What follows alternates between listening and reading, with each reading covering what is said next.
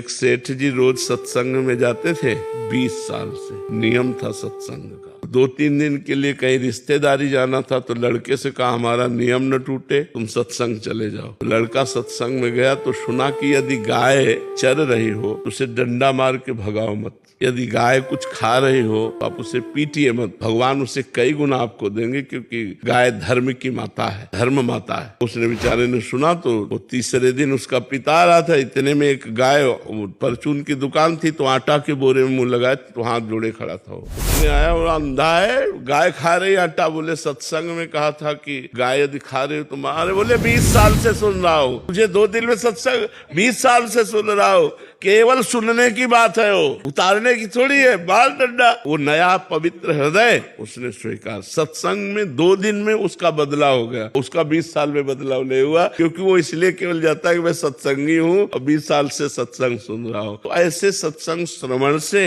ऐसे शास्त्र स्वाध्याय से लाभ प्राप्त नहीं होता, उसको आचरण में उतारा जाए, जो सुना उस पर चला जाए तो ये ज्ञान टिकाऊ हो जाएगा।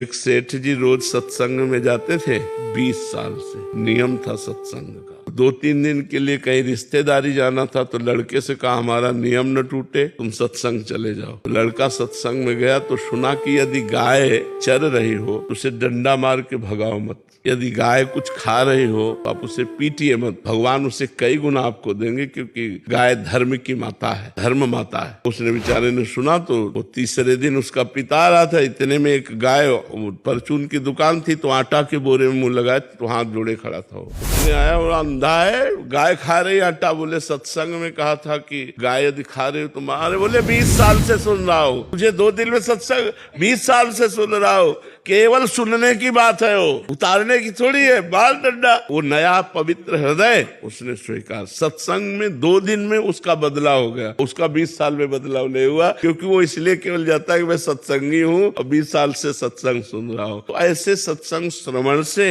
ऐसे शास्त्र स्वाध्याय से लाभ प्राप्त नहीं होता, उसको आचरण में उतारा जाए, जो सुना उस पर चला जाए तो ये ज्ञान टिकाऊ हो जाएगा।